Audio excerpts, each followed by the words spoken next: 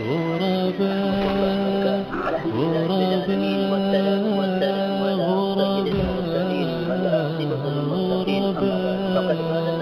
في كلام المجيد والفرقان الحميد. أعوذ بالله السميع العليم من الشيطان الرجيم.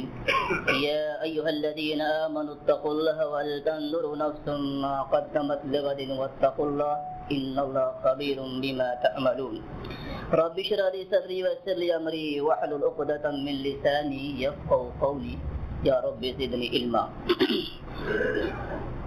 معزز سامعین کرام، عزیز اسلامی بھائیوں، سب سے پہلے اس وحدہ لا شریک کی حمد و ثنا، ہر قسم کی تعریف، بڑائی، بزرگی بیان کرنا لائق و زیبا بلکہ ضروری ہے، جس نے ہمیں اور آپ کو پیدا کیا اور ہماری اور آپ کی رشد و ہدایت کے لیے حضرت آدم علیہ السلام سے لے کر اللہ کے آخری نبی حضرت محمد مصطفیٰ صلی اللہ علیہ وسلم تک تقریباً 1,24,000 انبیاء کرام کو مبعوث فرمایا، جن میں سب سے آخری نبی حضرت محمد مصطفیٰ صلی اللہ علیہ وسلم ہیں۔ لاکھوں درود و سلام نازل و سقائے نامدار تاجاری مدنی احمد مجتبی محمد مصطفیٰ صلی اللہ علیہ وسلم پر، جنہوں نے کتنی تکلیفیں اور ظلم برداشت کر کے ہمیں اور آپ تک اللہ تعالیٰ کے دین کو صحیح پہنچایا۔ سامعین کرام، ابھی آپ لوگوں کے سامنے قرآن مقدس سے سورہ حشر کی آیت کریمہ تلاوت کی گئی ہے۔ انشاءاللہ اسی آیت کریمہ کی روشنی میں قرآن و حدیث کی چند باتیں آپ کے سامنے پیش کرنے کی کوشش کروں گا، اور اللہ تعالیٰ سے یہی دعا کروں گا، اللہ مجھے بھی آپ کو بھی کہنے سننے سے عمل کی توفیق عطا فرما، ہماری ان کئی سنی باتوں کو قبول فرما کے آخرت میں عذاب جہنم سے بچنے کا ذریعہ بنا، آمین۔ سامعین کرام، اللہ رب العالمین نے قرآن کریم میں 3 قسم کے نفسوں کا تذکرہ کیا ہے: نفس امارہ، نفس لوامہ، نفس مطمئنہ۔ نفس امارہ وہ نفس ہے جو انسان کو برائیوں پر ابھارتا ہے۔ اللہ تعالیٰ فرماتا ہے وما ابرئ نفسی ان النفس لامارۃ بالسوء، کہ میں اپنے نفس کی پاکیزگی بیان نہیں کرتا، نفس تو برائی پر ابھارنے والا ہی ہوتا ہے یا ہے۔ نفس لوامہ وہ نفس ہے جو انسان کو برائی پر ملامت کرتا ہے، گناہ کے بعد بھی اور گناہ سے پہلے بھی۔ ولا اقسم بالنفس اللوامہ، میں قسم کھاتا ہوں اس نفس کی جو ملامت کرنے والا ہو۔ اور نفس مطمئنہ وہ نفس ہے جو برائیوں سے بچتے ہوئے ایمان پر، اللہ کی عبادت پر، اللہ کے دین کی پابندی پر مطمئن ہو جائے اور اللہ تعالیٰ سے، اس کے رسول سے، اس کی شریعت سے، اللہ کے احکام سے راضی ہو جائے، اور اس کے بدلے میں اللہ رب العالمین کی رضامندی مل جائے۔ یا ایتھا النفس المطمئنہ ارجعی الی ربک راضیۃ مرضیہ فادخلی فی عبادی وادخلی جنتی۔ اللہ رب العالمین نے ہر انسان کو فطرت اسلام پر پیدا کیا ہے، لیکن چونکہ دنیا میں امتحان مقصود ہے، آزمائش لینا ہے، اس لیے اللہ رب العالمین نے ہر انسان کے اندر برائیوں کی طرف میلان، رجحان، طاقت زیادہ رکھی ہے۔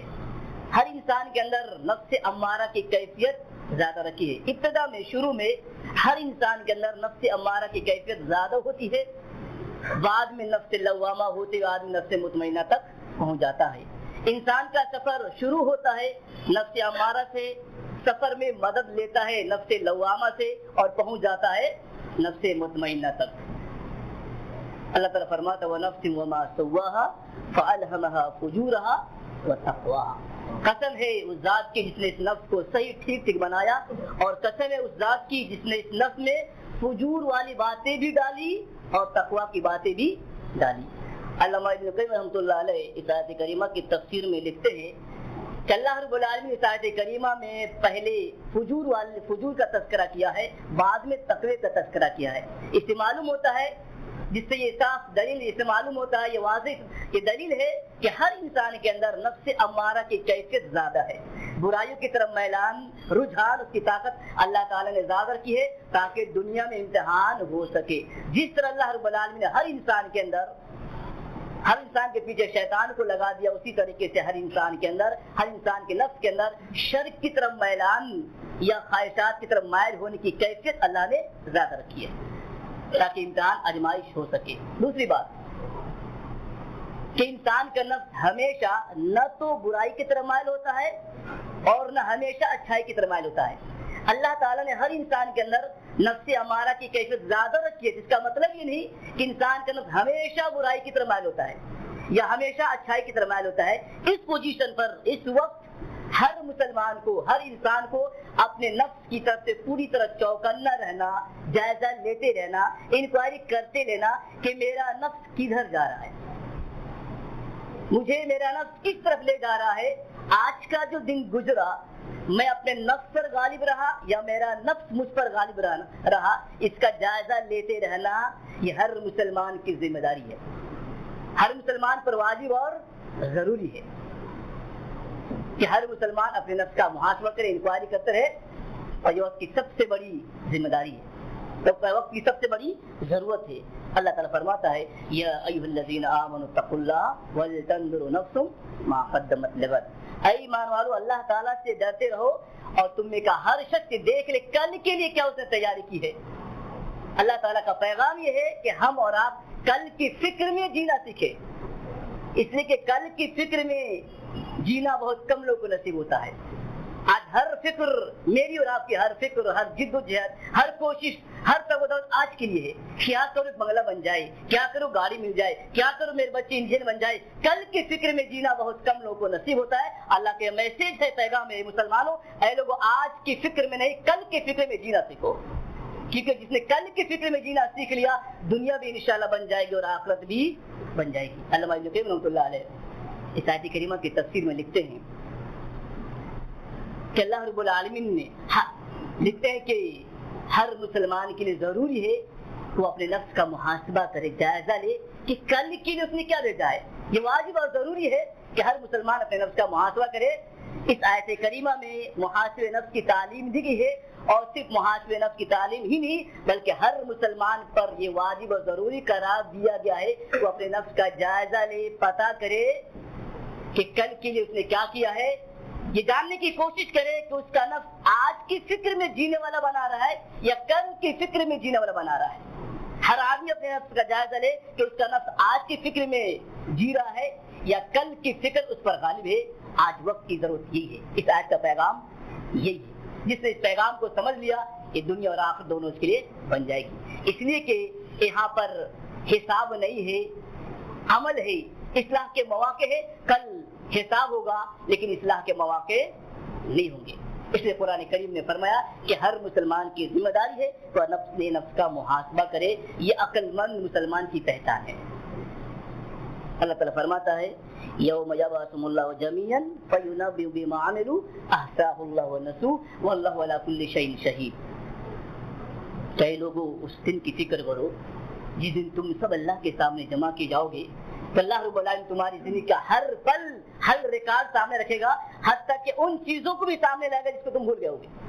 تو اس دن کا آنے سے پہلے، وہ دن آئے اس سے پہلے کہ تمہارا نام اعمال تمہارے ہاتھوں ملے، اپنا محاسبہ کر لو، اپنی انکوائری کر لو۔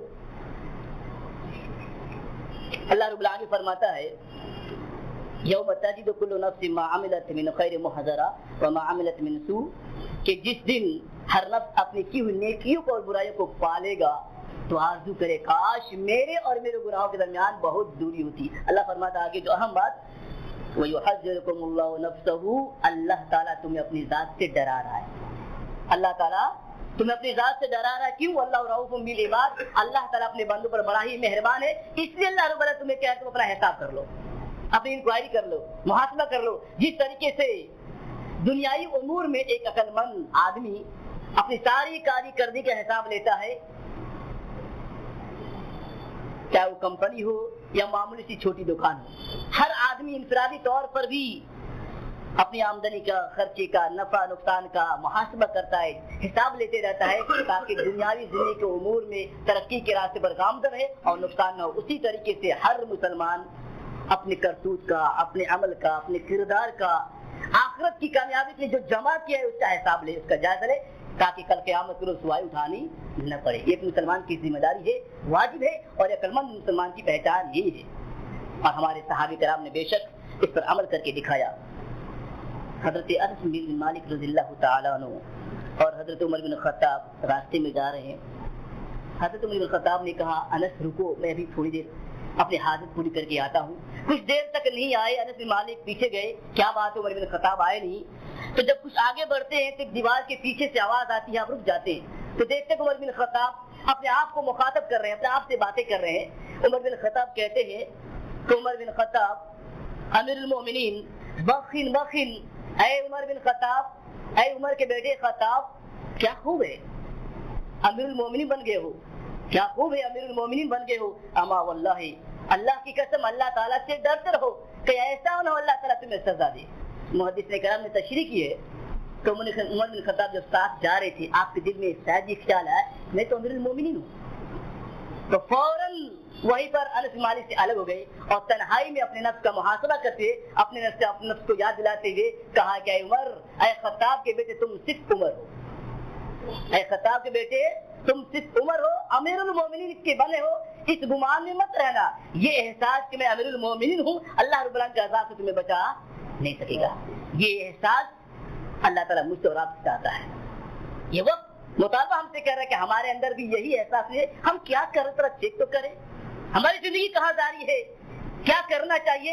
اللہ تعالیٰ ہمیں اور آپ سے یہی مطالبہ کر رہا ہے کہ عمر بن خطاب کے دل میں یہ خیال آیا کہ میں امیر المومنین ہوں. فوراً اپنے نفس کو ڈانٹا, ملامت کیا کہ عمر تم خطاب کے بیٹے امیر المومنین بن گئے ہو, یہ اللہ کا فضل و کرم ہے. یہ احساس تمہیں رب کے عذاب سے بچا نہیں سکے گا. ہمارے کے پاس کیا ہے, کچھ بھی نہیں, خالی ہاتھ ہے, تھوڑا سا پیسہ ہے, تھوڑی سی معمولی سی دولت ہے. تو اللہ رب العالمین ہمیں اور آپ سے یہ مطالبہ کرتا ہے. اسی طریقے سے عمرو بن عاص کے بارے میں آتا ہے کہ جب موت کا وقت قریب آیا رو رہے تھے.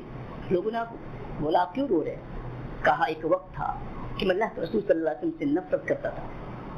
اللہ نے مجھے توفیق دی, اسلام لے آیا, ایمان کی دولت سے مالا مال ہوا اور اتنی محبت ہو گئی کہ میں نے اللہ کے رسول صلی اللہ علیہ وسلم چہرے مبارک کو دل بھر کر ٹکٹکی بات کر دیکھ نہیں پایا, ہمت نہیں ہو سکی دیکھنے کی.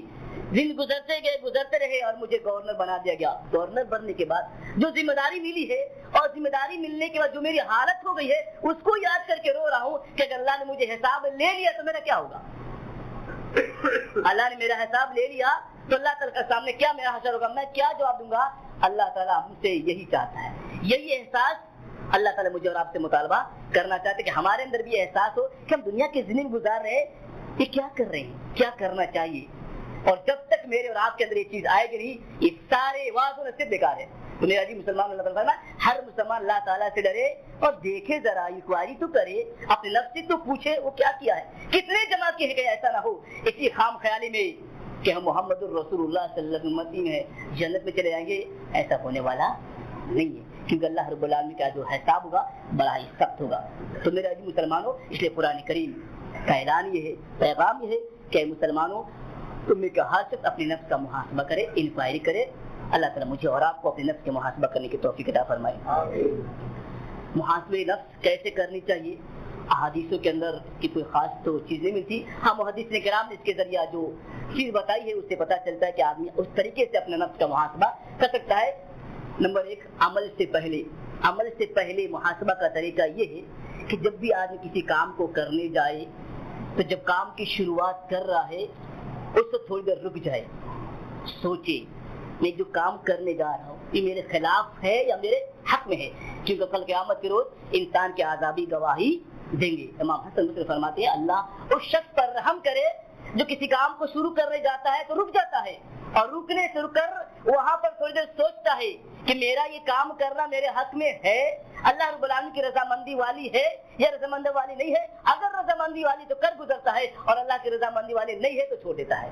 تو محاسبہ نفس کا طریقہ یہ ہے کہ آدمی جب کسی بھی کام کو کرنے کی شروعات کرے تو وہاں پر تھوڑی دیر اسٹاپ کر کے اپنے دماغ سے, اپنے دل سے, نفس سے پوچھے میں یہ کام کرنے جا رہا ہوں کیا میرے حق میں ہے یا میرے خلاف ہے.